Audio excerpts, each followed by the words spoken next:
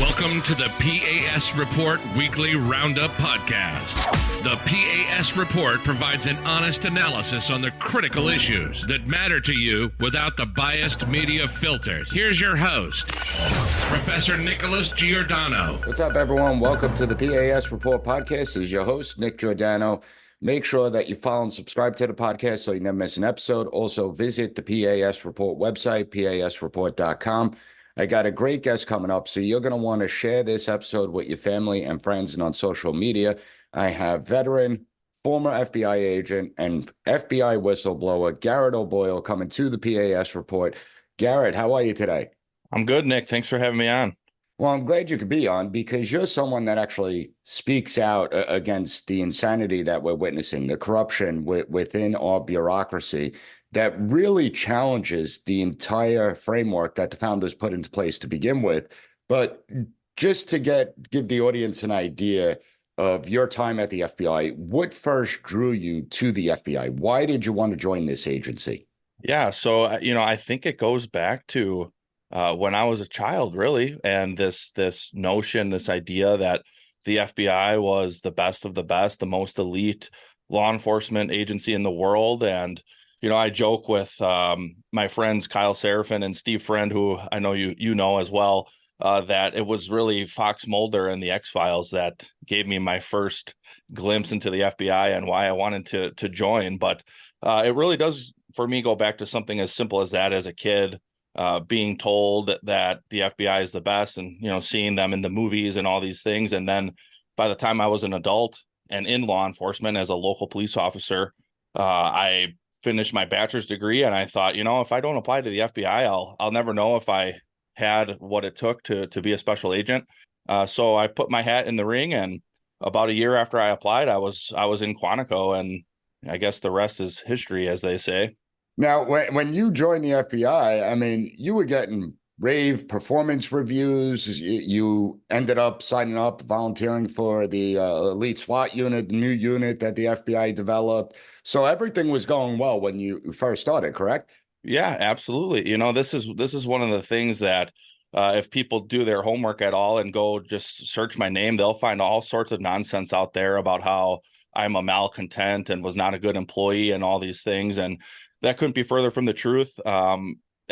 For one, it's just not my character to be like that. It's not how I was raised. It doesn't align with my values and belief system to be that way. And then also, I mean, if you think about what we've always been told about the FBI, like, does that sound like someone that you would want as an FBI agent? It doesn't to me. And so, after about 2 years of being in the FBI, I had already, one of those years, I had already received the highest performance review that any employee can get.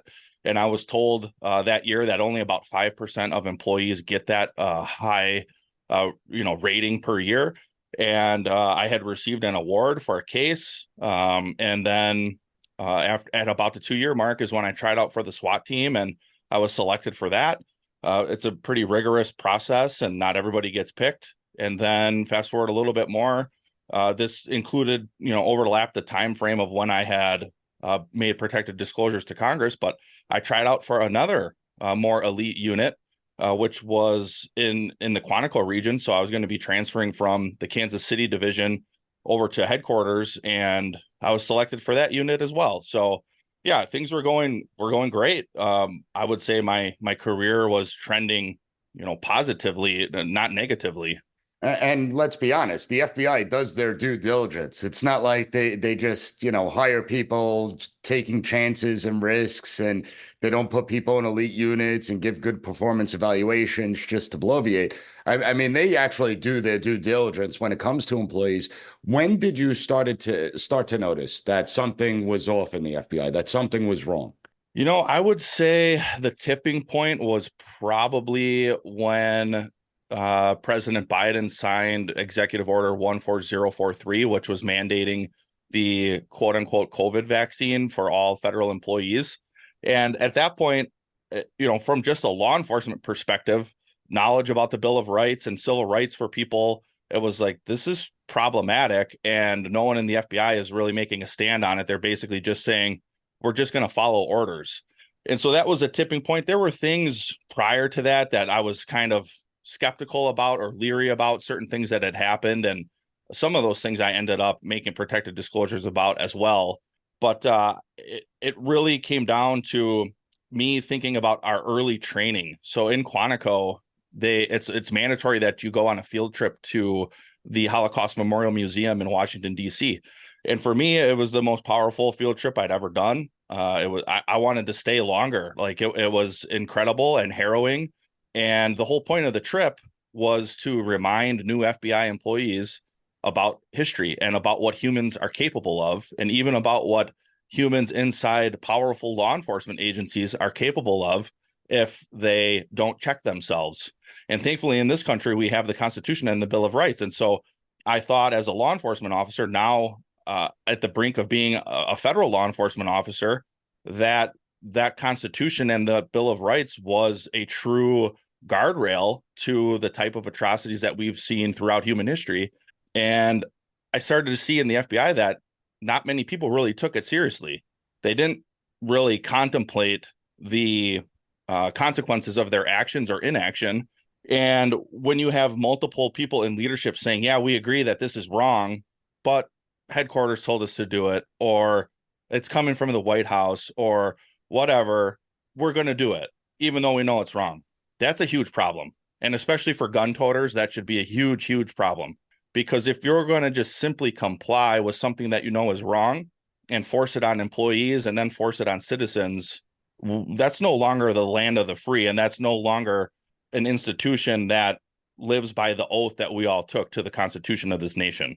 Yeah, and I think that the people in FBI headquarters need to take a trip up to Independence Hall to learn about the Constitution, because it seems that the FBI doesn't really like to comply with the Constitution. It's okay for them to violate the Constitution, and yet they target anyone else that they deem as a domestic terrorist in this day and age, including parents and traditional Catholics.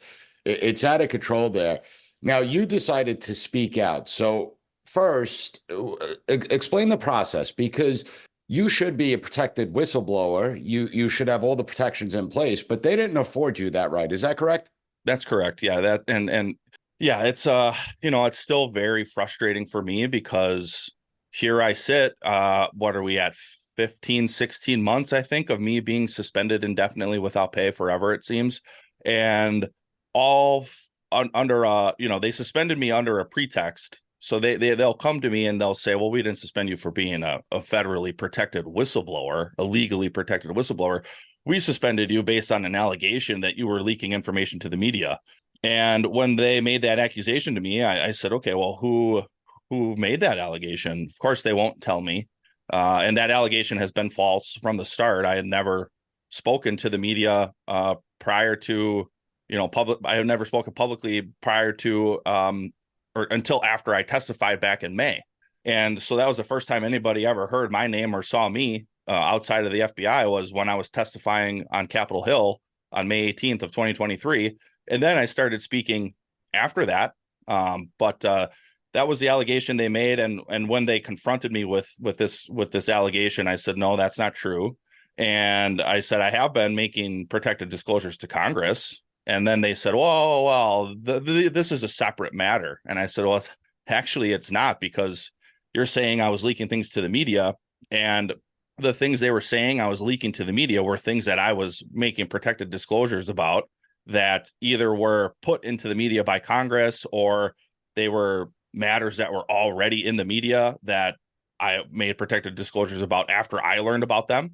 And so I said, no, these things are not, unique. You're conflating them as if they're separate when they're not.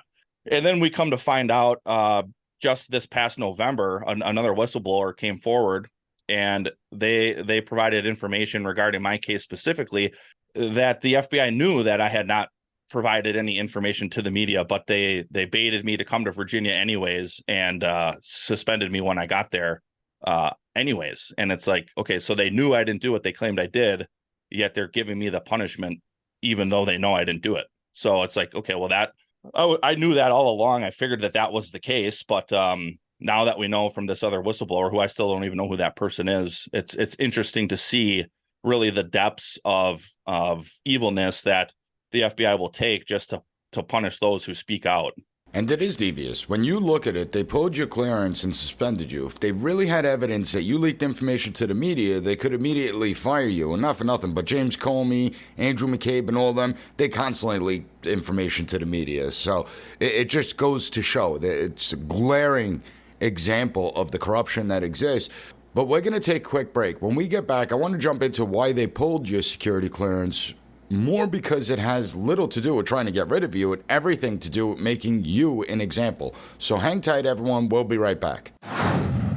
When things go sideways, you want to be prepared. Protect you and your family. And people are concerned. They might have to go for a long time without food, electricity. That's why I want to introduce you to 4patriots.com. Get preparedness products you could use now, and that could save your life later. My favorite is 4Patriots' new solar generator, the Patriot Power Generator 2000X. It uses the endless free power of the sun to power your lights, your TV, medical equipment, even run your fridge. Plus, it's expandable and comes with a free solar panel. Or you can pick up one of 4Patriots' best-selling survival food kits. Delicious tasting and designed to last for 25 years. They even have kits with real meat. And if the power's out, no worries. Just boil water over fire, simmer, and serve. You're going to enjoy a hot meal and stay safe in a crisis. More smart people than ever are finding 4Patriots. Over 2 million customers trust them, and you might have even seen them on TV. I had the folks at 4Patriots set up a special page for you at 4patriots.com/PAS so that listeners of this podcast can see this week's discounts and deals before they go away. Go to 4patriots.com/PAS, but you gotta hurry because the deals don't last long. So save more money, get peace of mind, and protect you and your family. Go to 4patriots.com/PAS.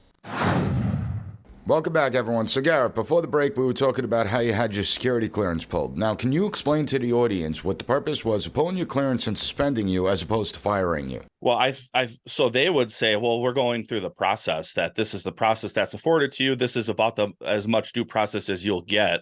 But in reality, and how many months has it been for them to conduct an internal investigation? Exactly. Yeah, it's been like 16. And so that's just it, is they know that they hold all the cards because they're the government and they have attorneys on their payroll, and they have, they're all still getting their paycheck every 2 weeks. And so it doesn't matter to them how long it takes.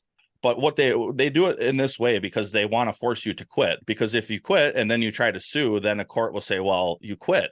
And the FBI will say, yeah, they quit. They were still an employee while we were conducting our internal investigation, and they decided to resign. And then the court will simply rule that your case is moot because you resigned. And it's like, well, how are you supposed to afford attorneys on top of just normal day-to-day living expenses when they cease your paycheck, when they suspend you? Yeah, and it's a real problem because when they do suspend you and not fire you, it does place limitations on you, correctly? Correct. Absolutely. Yeah. So that's another one of the problems. So shortly after I got suspended, I was like, well, maybe I'll just go be a police officer again in the meantime. And I spoke with an FBI attorney. So I got suspended on September 26th of 2022. I spoke with this FBI attorney in October of 2022.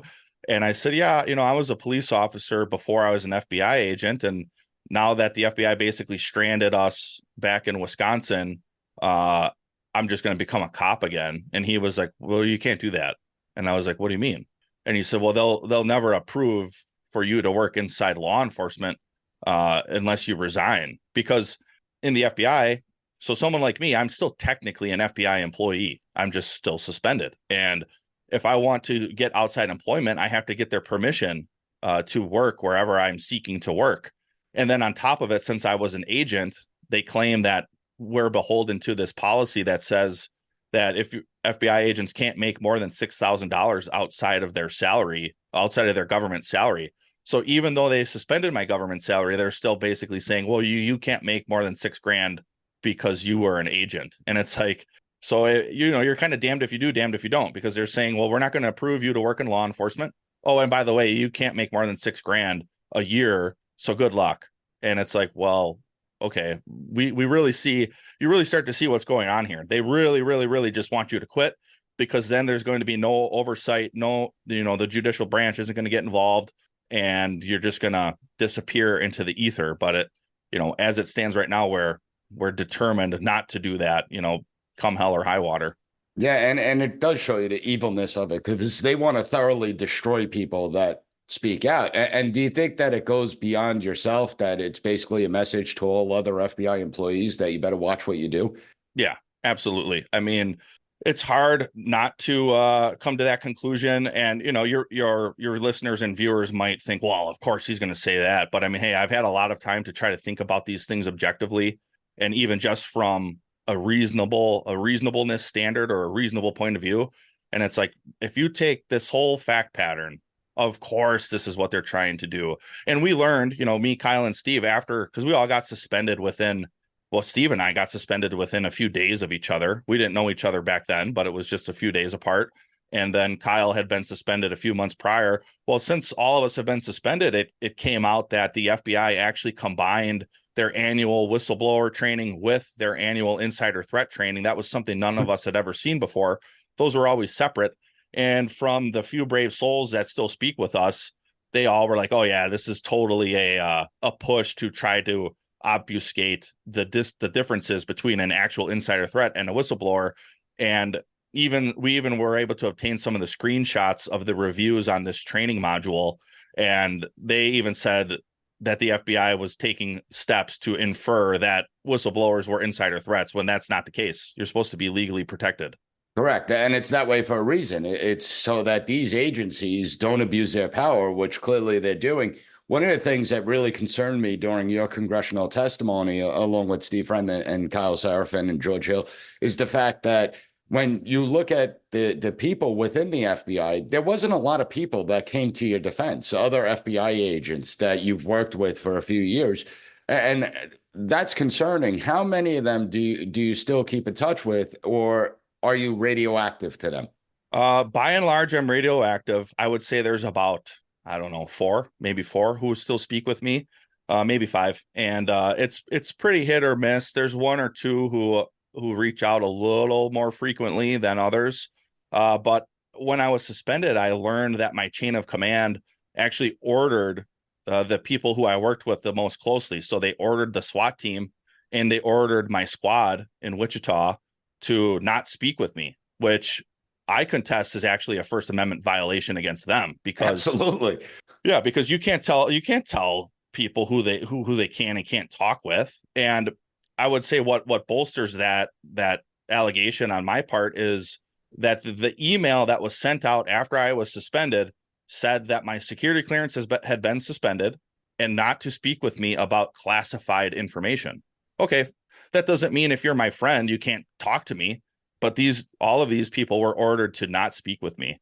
And I learned about that after I testified, because one of the guys I worked with who hadn't reached out texted me and said, man, I had no idea. And I said, well, why are you reaching out to me now? And he said, well, we were ordered not to talk to you. And it's like, yeah, that's a First Amendment violation. And all of you should know that, because you're freaking special agents in the FBI. So you should know when somebody is violating the First Amendment. And none of them said anything or, made a protected disclosure of their own about something like that. They just complied because they're cowards. Well, I think that's the way our society is today. I mean, first of all, I want to remind all the bureaucrats out there that your loyalty is not to leadership within any agency or department. Your loyalty is supposed to be to the United States and the United States Constitution. And I would say that it's shocking that the FBI would prevent people from speaking to you. And I think you're clearly right. I mean, this is a First Amendment violation. We do have the freedom to associate with who we want to associate with. But it doesn't surprise me. I mean, if you look at coronavirus, I mean, the vaccine mandates or when they did the lockdowns, they determined when and where people could go, how, right, when, where you could practice your faith, what businesses are essential, which ones aren't. Most of America didn't speak up. So it really is frightening when you look at the current state of mind of the people, including within the bureaucracy.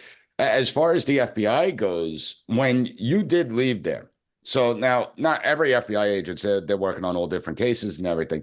When you started to hook up with other whistleblowers, were you shocked at some of the things they were telling you?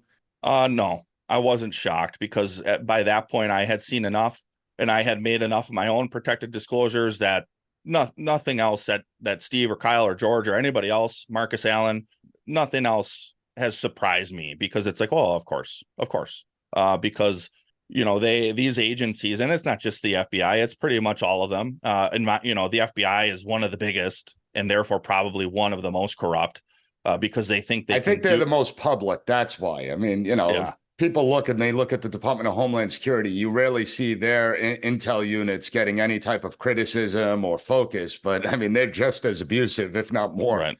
Yep. And yeah, it's permeated throughout every bureaucratic institution, in my opinion. And people, I'm sure, would say, well, what evidence do you have of that? Okay, maybe I don't have evidence of what type of corruption is going on in the ATF, but all of these bureaucratic institutions are the same. And the orders come down from the White House and get disseminated to all of them. And so they all have this type of corruption going on. And so when I hear other things, like, for instance, you mentioned the targeting of Catholics that came out after I had been suspended. And I was like, oh, yeah. I mean, I think a lot of people in this country were like, oh, my gosh, they're shocked that the FBI would be doing that. And I was like, well, I'm not shocked. I mean, of course they're doing that. Why wouldn't they?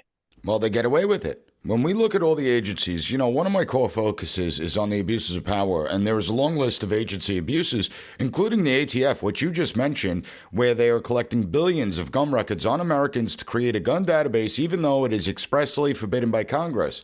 Or I could even take the CIA, where they were monitoring and spying on sitting members of the United States Senate Intelligence Committee in 2014. So the abuses are apparent. When people say there's no evidence, it's astonishing to me, because the reality is that you haven't been paying attention, or you just don't care that the abuses are taking place.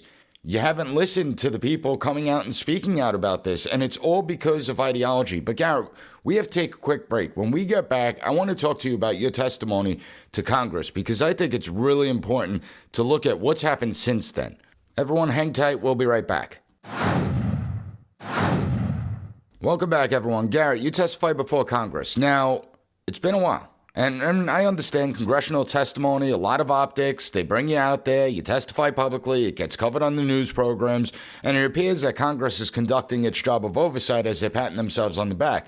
But what's happened since then? I think that's the important question. Have members of Congress reached out to you? Is there any type of follow-up? Because from where I'm sitting, I haven't seen anything to suggest that Republicans are serious about tackling the corruption and the abuses of power within these agencies. Have they continued to speak with you, or has it been radio silence? Yeah, it's been very disappointing. They've moved on to the next shiny object, or whichever shiny object, there's been a few that they've moved on to since.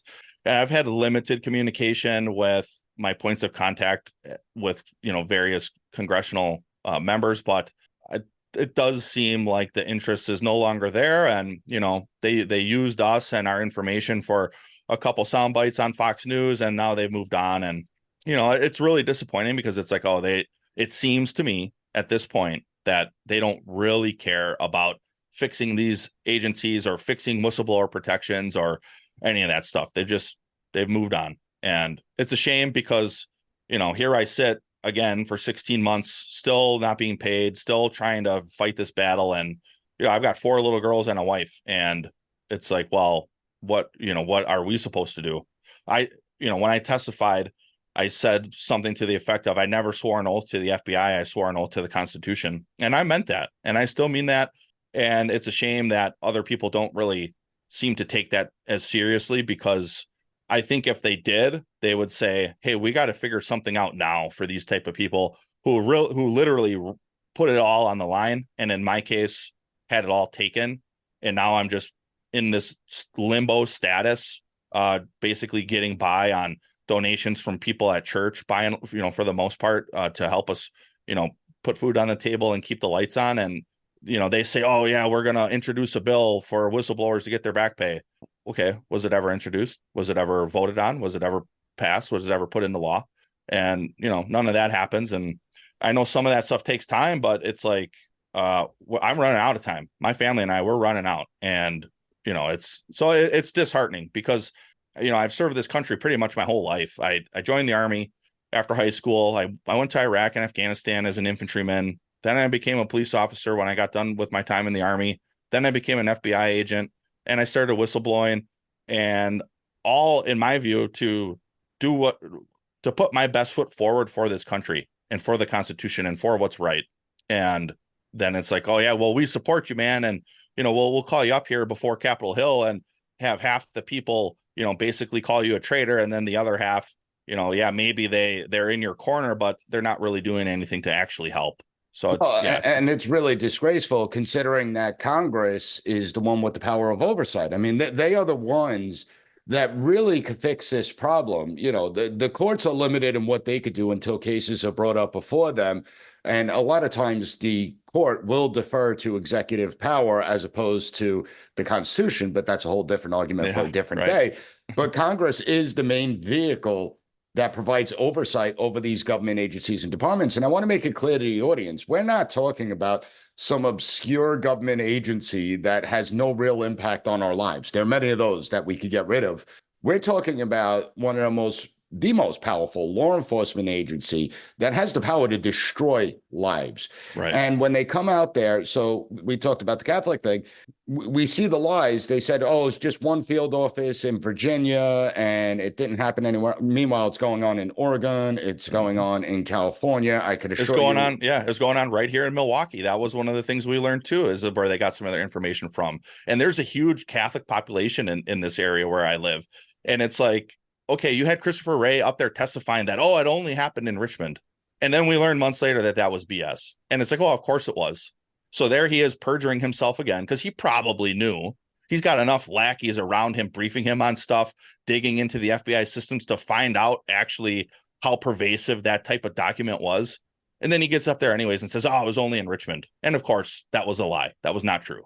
Yeah, it was total. And listen, Ray is a pathetic individual that's leading the FBI. I mean, he said, well, the members in the Virginia field office can't testify before Congress because they're still conducting an investigation. And I'm like, wait, that was like a year ago. There's like 3 people you need to speak to: the agent that put the piece together, the legal counsel, and the supervisory FBI agent. So it's really not that tough of an investigation. But the idea that the FBI now views Americans, let's be honest here, they view Americans as the enemy, as the threat. How dangerous is that to our society?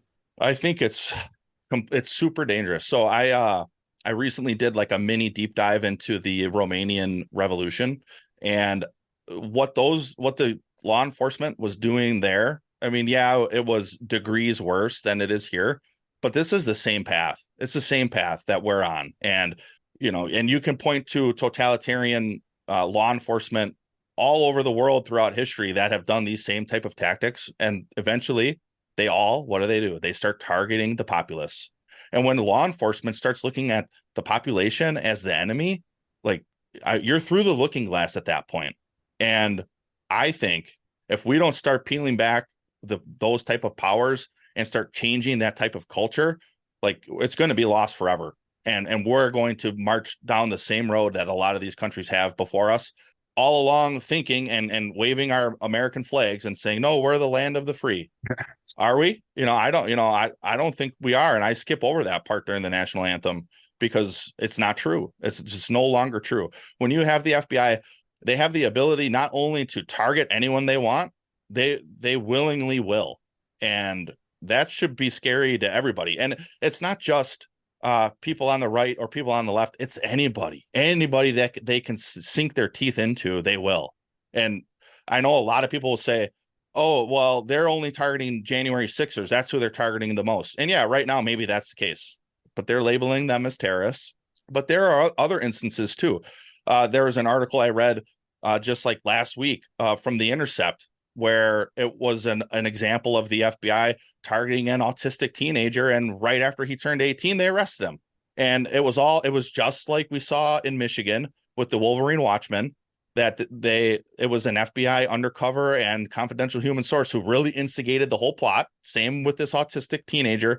And they got this kid to swear allegiance to ISIS. And so it doesn't matter. They don't care if you're a white supremacist or militia member or J6er or a Muslim American swearing allegiance to ISIS or a BLM supporter. So this came out too in 2020. The FBI was heavy-handed with infiltrating Black Lives Matter and Antifa in out of the Denver field office. And there are countless examples like this. And when an agency, and I will say there are some people in the FBI, higher echelon leaders, most of them at headquarters, that do have an agenda and a political bent, and they're trying to run the agency in that way. But by and large, once it gets down to the field level, if you can justify opening a case, your supervisor doesn't care if it's on a J6er or a BLM person. They just want the case open because that helps them with their numbers and it helps them get their bonus at the end of the year and it helps justify the budget and all of the things. And it's like it's just completely pervasive and has really jumped the shark in a lot of ways. Yeah, well, that always shocks me. Government officials getting bonuses, like that shouldn't even be in the equation. That's you're public servants for a reason.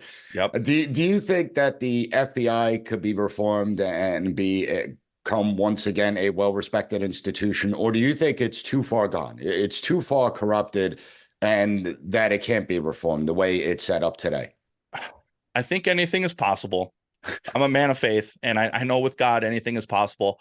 But as far as the FBI being reformed to a point where the American people can trust it again, I don't think it's going to happen in my lifetime. And more I say, I move towards what Kyle and Steve say, and they say the whole thing needs to be dismantled. And every day I get closer and closer to agreeing with that entirely.